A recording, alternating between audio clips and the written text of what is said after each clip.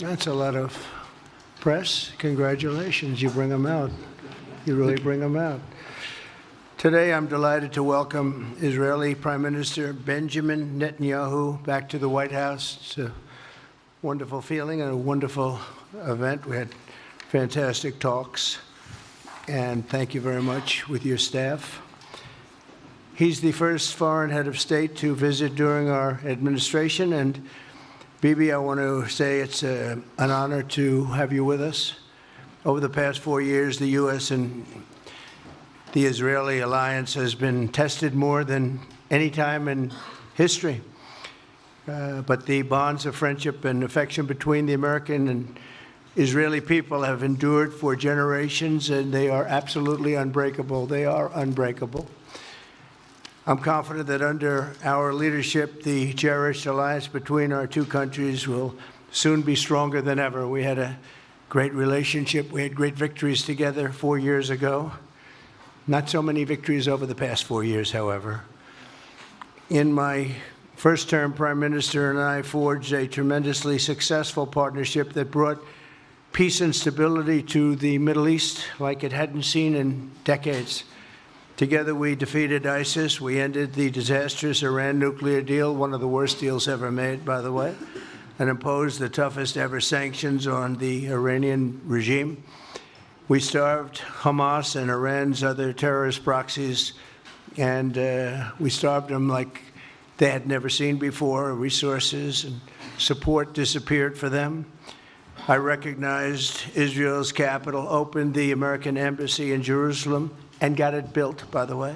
Built it too, just not only designated it, but got it built at a price that nobody's seen for 40 years. We got it built, it's beautiful, all Jerusalem stone, right from nearby, and it's something that's very special.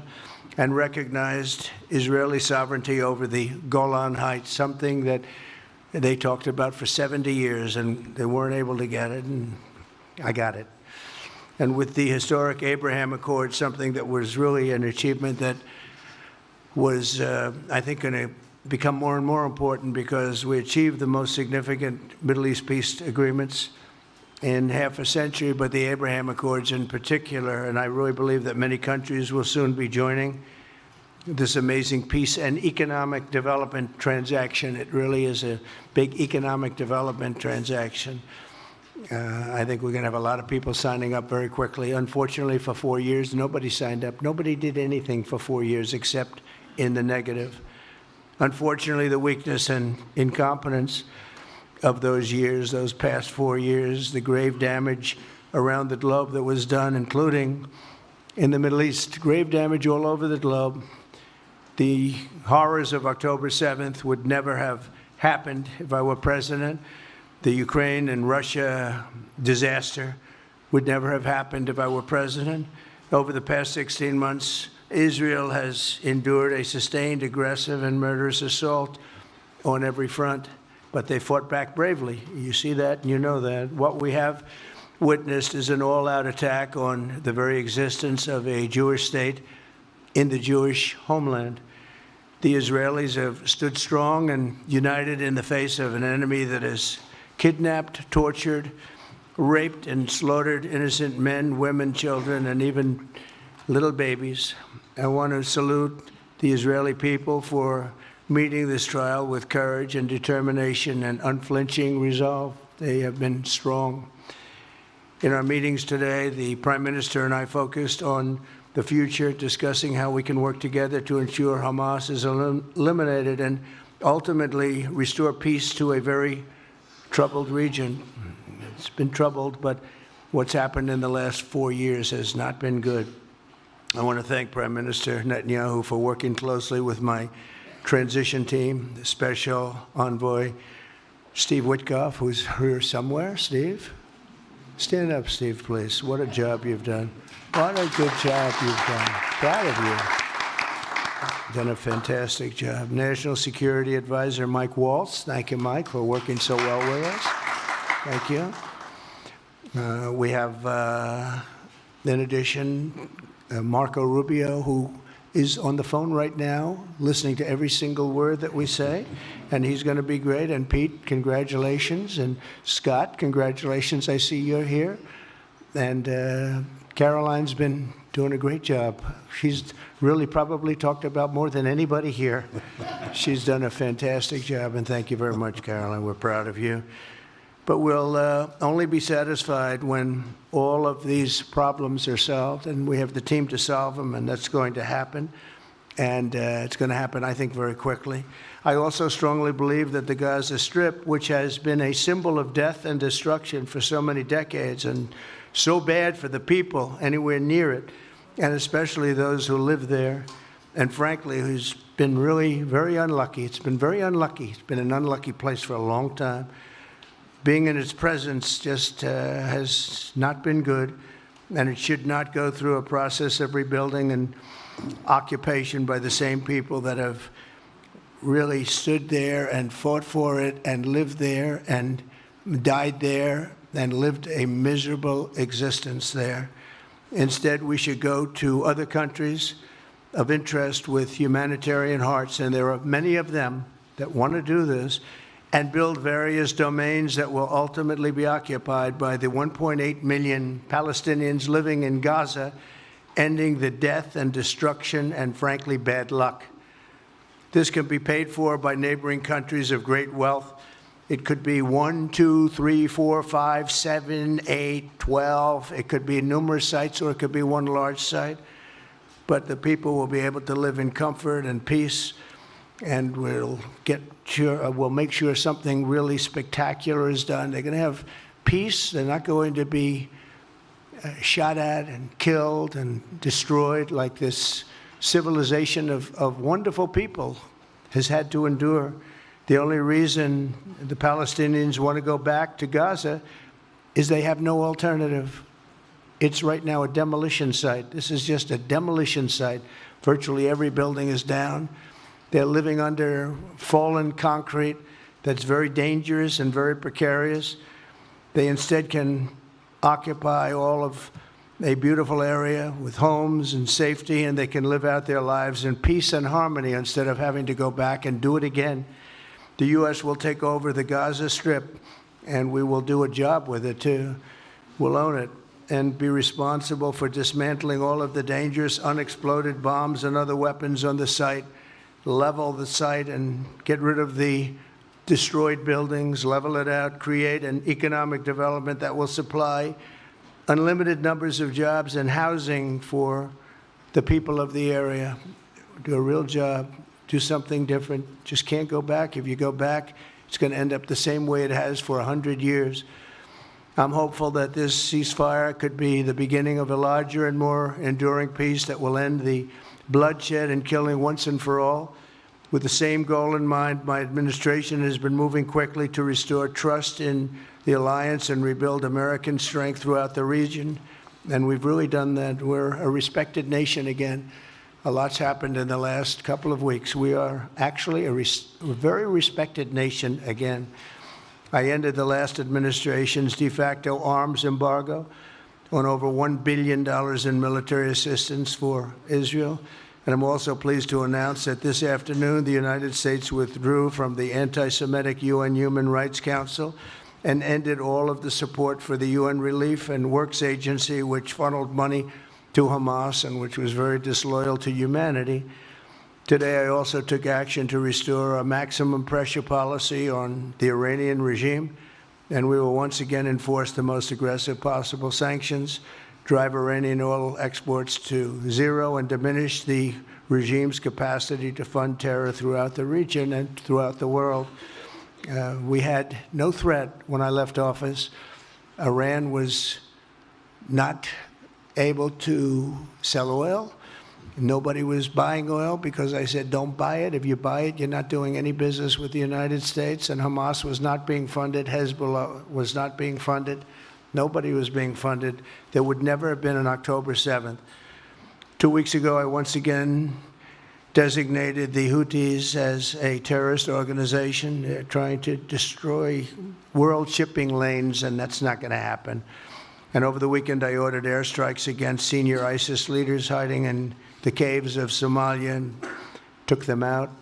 Here in America, we've begun the process of deporting foreign terrorists, jihadists, and Hamas sympathizers from our soil, just as we have people that are extremely evil, and we're sending them out of our country. They came from jails. They came from mental institutions and insane asylums, and they were dumped into our country. They're gang members. We're getting them out at numbers that nobody can actually believe. And every single country is taking those people back. They said they would never take them back, and they're all taking them back, and they're taking them back very gladly. And I recently signed an executive order combating the vile wave of anti-Semitism that we've seen in the aftermath of the October 7th attacks. Together, America and Israel will renew the optimism that shined so brightly just 4 years ago. It was really a bright, beautiful light. We will restore calm and stability to the region and expand prosperity, opportunity, and hope to our nations and for all people of the Middle East, including the Arab and Muslim nations. Very important. We want the Arab and Muslim nations to have peace and have tranquility and have great lives. I'd like to now invite Prime Minister Netanyahu to say a few words, and we'll take some questions afterwards. Thank you very much. Thank you, Mr. President. I'm honored that you invited me to be the first foreign leader to visit the White House in your second term. This is a testament to your friendship and support for the Jewish state and the Jewish people. I've said this before, I'll say it again. You are the greatest friend Israel has ever had in the White House.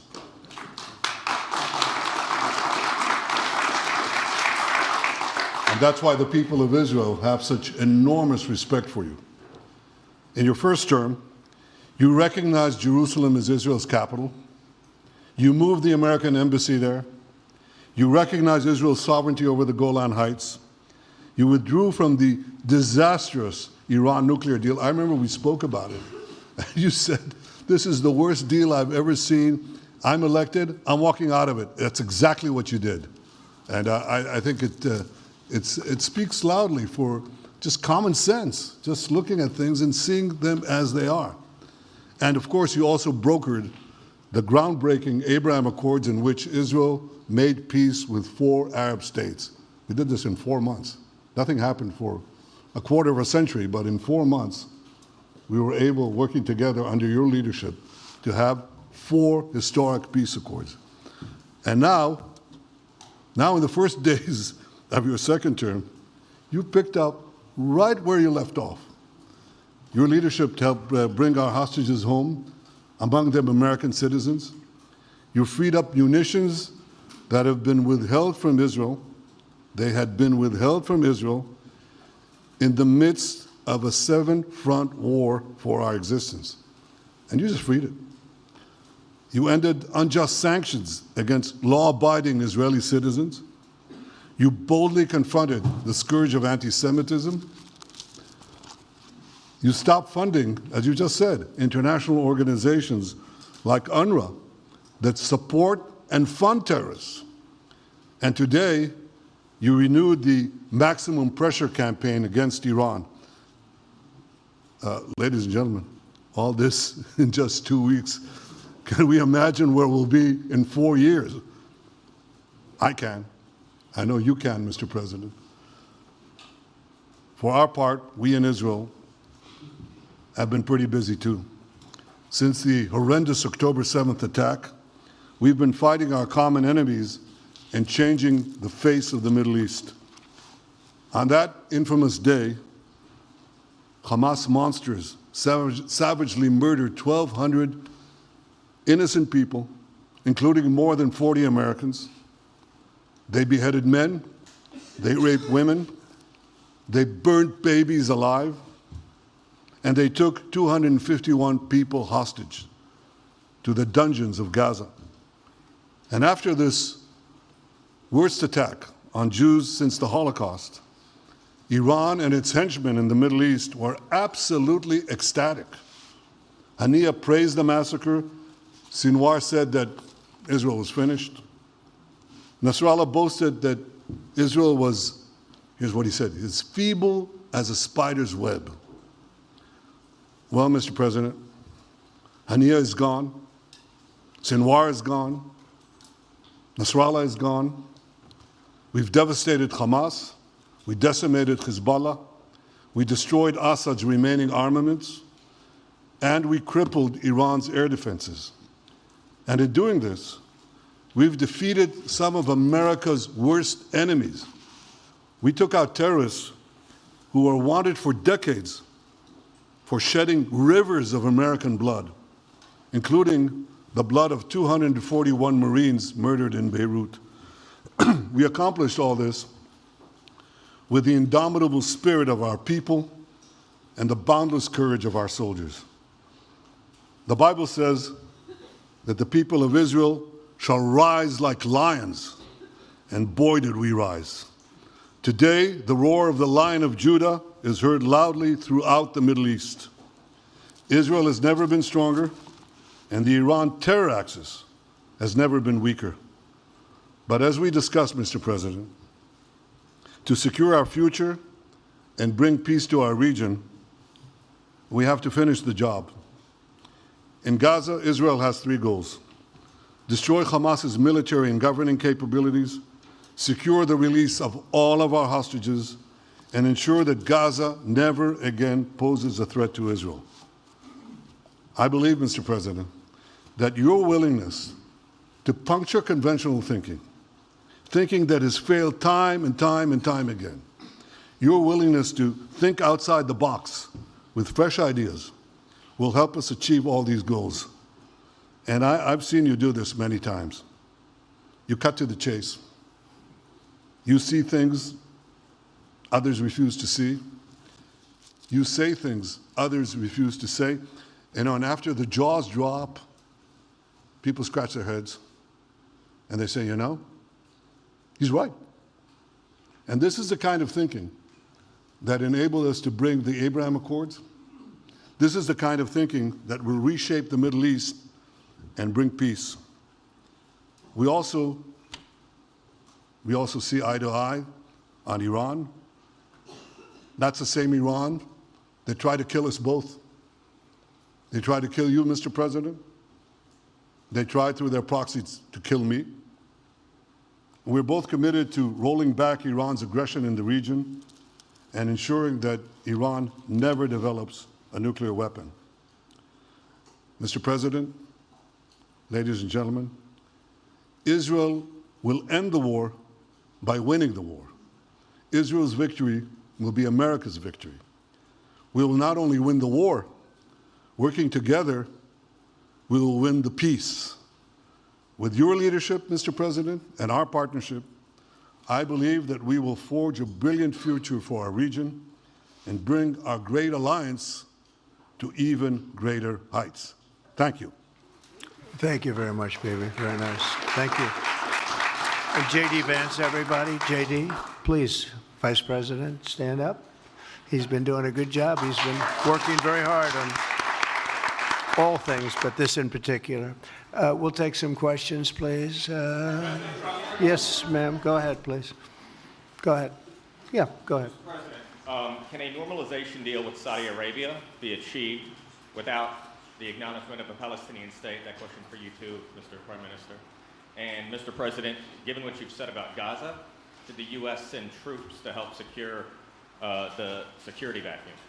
So Saudi Arabia is going to be very helpful, and they have been very helpful. They want peace in the Middle East. It's very simple. We know their leader and their leaders very well. They're wonderful people, and they want peace in the Middle East. As far as Gaza is concerned, we'll do what is necessary. If it's necessary, we'll do that. We're going to take over that peace, and we're going to develop it, create thousands and thousands of jobs, and it'll be something that the entire Middle East can be very proud of. But everybody feels that continuing the same process that's gone on forever, over and over again, and then it starts, and then the killing starts, and all of the other problems start, and you end up in the same place, and we don't want to see that happen. So by the United States, with its stability and strength, owning it, especially the strength that we're developing and developed over the last fairly short period of time. I would say really since the election. I think we'll be a keeper of something that is very, very strong, very powerful, and very, very good for the area, not just for Israel, for the entire Middle East. Very important. And we'll, again, have thousands of jobs, and there'll be jobs for everyone, not for a specific group of people, but for everybody. Okay, please. I think peace between Israel and Saudi Arabia is not only feasible, I think it's going to happen. I think if we had another half a year in your first term, it would have already happened. True. Many, many more, I agree, many more nations. I think you can't prejudge and pre-guess how we'll achieve it, but I'm committed to achieving it, and I know the President is committed to achieving it, and I think the Saudi leadership is interested to achieve it. So we'll give it a good shot, and I think we'll succeed. Yeah, please, go ahead. First of all, President Trump, did you hear from Prime Minister Netanyahu at your meeting guarantees that ceasefire will hold, including phase 2? And Prime Minister Netanyahu working with you. Why are you refusing to set up a national commission to investigate failures of the process? Well, I can't tell you whether or not the ceasefire will hold. We've done, I think, a very masterful job. We weren't helped very much by the Biden administration, I can tell you that. But we've gotten quite a few hostages out. We're going to get more out. But we're dealing with very complex people. And we are going to see whether or not it holds. We certainly want to have more come out. They've come out damaged in many ways, very damaged people. But they're going to get better, and they're going to be strong, and they're going to have a good life. And we hope to get as many as possible out. Whether or not it holds, I don't know. We hope it holds. We hope it holds. I think that at the appropriate time, which I think will enable us to really investigate what happens, what were the causes of the failures, by an independent commission that will be accepted by the majority of the people. We don't want it accepted by one half of the people and not the other. I think we should have it, and we should find out exactly what happened. I'm insisting on it. And believe me, it'll surprise a lot of people when it happens. Kelly, go ahead. You are outlining something that is really quite striking tonight. You are talking about, thank you, Mr. President, Mr. Prime Minister. You are talking tonight about the United States taking over a sovereign territory. What authority would allow you to do that? Are you talking about a permanent occupation there, redevelopment? And Mr. Prime Minister, do you see this idea as a way to expand the boundaries of Israel and to have a longer peace, even though the Israeli people know how important that land is to you and your citizens, just as the space is inherited by the Palestinians as well? I do see a long-term ownership position, and I see it bringing great stability to that part of the Middle East and maybe the entire Middle East. And everybody I've spoken to, this was not a decision made lightly. Everybody I've spoken to loves the idea of the United States owning that piece of land, developing and creating thousands of jobs with something that will be magnificent in a really magnificent area that nobody would know. Nobody can look because all they see is death and destruction and rubble and demolished buildings falling all over. It's just a terrible sight. I've studied it. I've studied this very closely over a lot of months, and I've seen it from every different angle. And it's a very, very dangerous place to be, and it's only going to get worse. And I think this is an idea that's gotten tremendous, and I'm talking about from the highest level of leadership, gotten tremendous praise. And if the United States can help to bring stability and peace in the Middle East, we'll do that. Bibi? I mentioned again tonight our three goals, and the third goal is to make sure that Gaza never poses a threat to Israel again. President Trump is taking it to a much higher level. He sees a different future for that piece of land that has been the focus of so much terrorism, so many attacks against us, so many trials and so many tribulations. He has a different idea. And I think it's worth paying attention to this. We're talking about it. He's exploring it with his people, with his staff. I think it's something that could change history. And it's worthwhile really pursuing this avenue. Yeah, please, go ahead. Go ahead. Right. President, I have a question for you. Can you hear me? Yeah. So before rebuilding Gaza again, obviously we'll take out all the hostages, and one of them is Sedan Alexander, an American soldier who is alive. How will you be assured that you will take out all the hostages and then rebuild? We're working very hard to get all the hostages. The word is all, and we are working very hard. So far, it's been moving along fairly rapidly, pretty much on schedule. I'd love to have them all out at one time, but we're taking them out, and tomorrow more are being released, and over the days more, and then we'll go into a phase 2. But we'd like to get all of the hostages, and if we don't, it will just make us somewhat more violent. I will tell you that, because they would have broken their word. Mr. Witkoff and his entire group have been working 24 hours around the clock, and they want them out, and promises have been made to them, and we'll see whether or not those promises will be kept. But we want all the hostages, that's right. How much time do you think it will take? Do you support, Mr. President, do you support Israeli sovereignty in Judea and Samaria, areas which many believe is the biblical homeland of the Jewish people? Well, we're discussing that with many of your representatives. You're represented very well, and people do like the idea, but we haven't taken a position on it yet. But we will be we'll be making an announcement probably on that very specific topic over the next 4 weeks. Go ahead, please. Please. Thank you so much, Mr. President. So, you just said that you think all the Palestinians should be relocated to other countries. Does that mean that you do not support a two-state solution? It doesn't mean anything about a two-state or one state or any other state. It means that we want to have, we want to give people a chance at life. They have never had a chance at life because the Gaza Strip has been a hellhole for people living there. It's been horrible. Hamas has made it so bad, so dangerous, so unfair to people. And by doing what I'm recommending that we do, it's a very strong recommendation, but it is a strong recommendation. By doing that, we think we're going to bring perhaps great peace to long beyond this area. And I have to stress, this is not for Israel. This is for everybody in the Middle East, Arabs, Muslims. This is for everybody. This would be where they can partake in terms of jobs and living and all of the other benefits. And I think it's very important. It just doesn't work the other way. You know, you can't keep trying. They just has been going along for so many decades, you can't even count. You just can't keep doing. You have to learn from history. You can't keep doing the same mistake over and over again. Gaza is a hellhole right now. It was before the bombing started, frankly. And we're going to give people a chance to live in a beautiful community that's safe and secure. And I think you're going to see a tremendous outflowing of support. I can tell you, I spoke to other leaders of countries in the Middle East, and they love the idea. They say it would really bring stability, and what we need is stability. Yes, sir, please. Go ahead.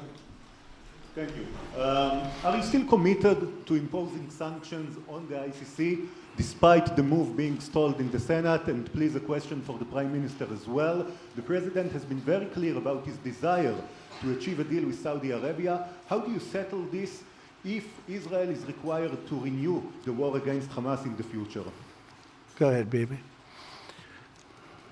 I think everybody understands that just as the President fought and defeated Al-Qaeda and ISIS, that we can't leave Hamas there because Hamas will continue the battle to destroy Israel.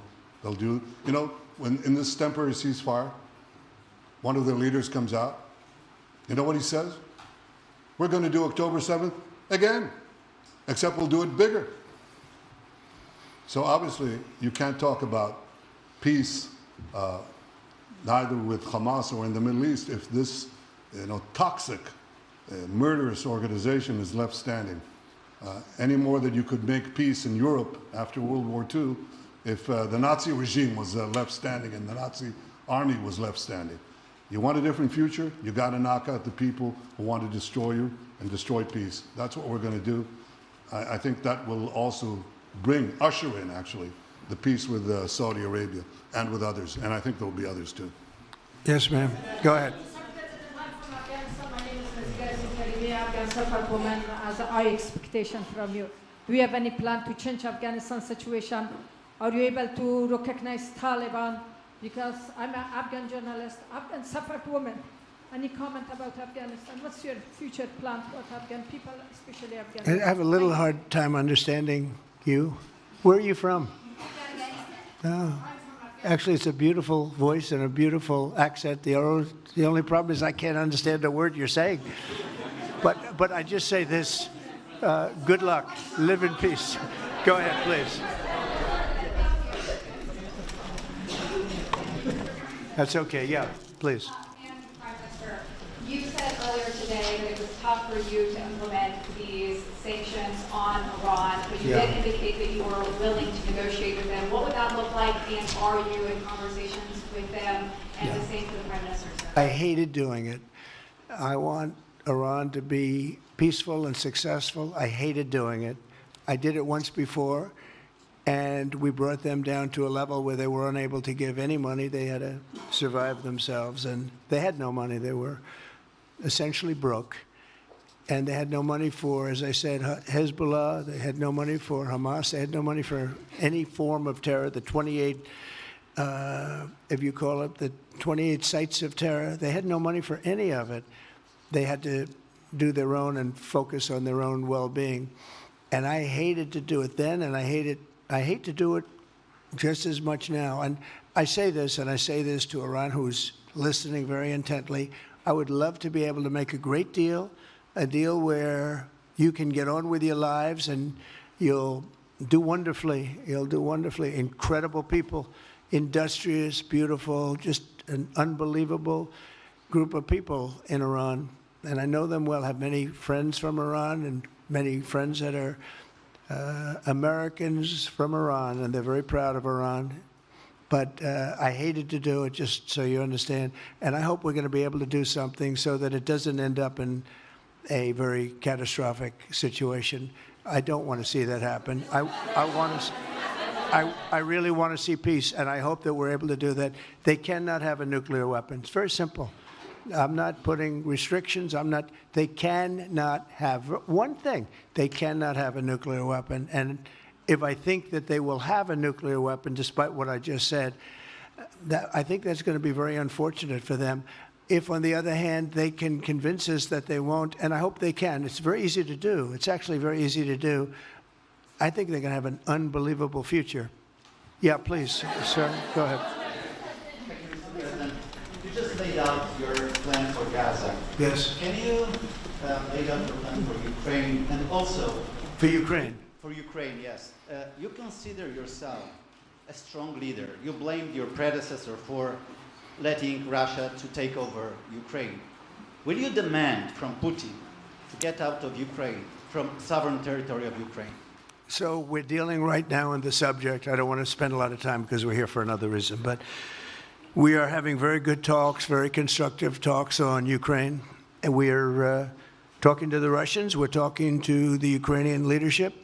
It would have never happened. That would have never happened. It should have never happened. I get reports every week, the number of soldiers, mostly soldiers now. The cities have been largely demolished. You talk about a very sad sight to see. We talk Gaza. Well, many of these cities look as bad as Gaza and worse, what's happened to them. And I want to see that end. And I want to see it end for one simple reason, the life of young people being absolutely obliterated on both sides. You probably have 700,000 Ukrainian soldiers dead, 800,000, maybe more Russian soldiers dead. It's very flat land, and the only thing that's going to stop a bullet is a human body, in this case, usually soldiers. and the numbers are staggering when you hear the real numbers in Ukraine, what the numbers are. And this doesn't include the cities that have been demolished and all of the people that were killed. So I want to see it stopped. We're having very good talks, and I think we're going to get it. I think something will be hopefully dramatically, it will rise above everything. You can't let this continue. This is an absolute slaughter that's taking place on the beautiful farmlands of Ukraine, and we have to stop it. We can't let this continue. It is a human tragedy, and we're going to try very hard to stop it. Yeah, please, go ahead, sir. Go ahead. Mr. President, thank you very much. Mr. President, what's your view about Palestinian leader Abbas' role in all the regional changes you want to do?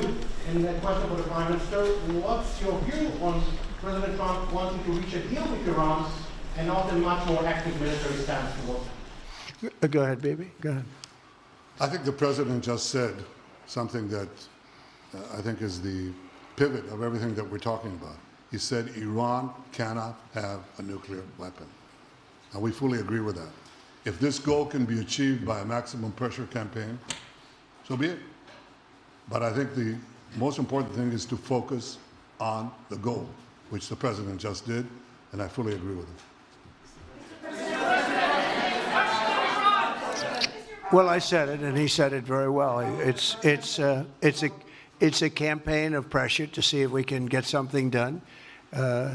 He doesn't want to do what some people think will automatically happen because they're very difficult people to deal with, as you know. But if we could solve this problem without warfare, without all of the things that you've been witnessing over the last number of years, it would be, I think it would be a tremendous thing. Go ahead, please.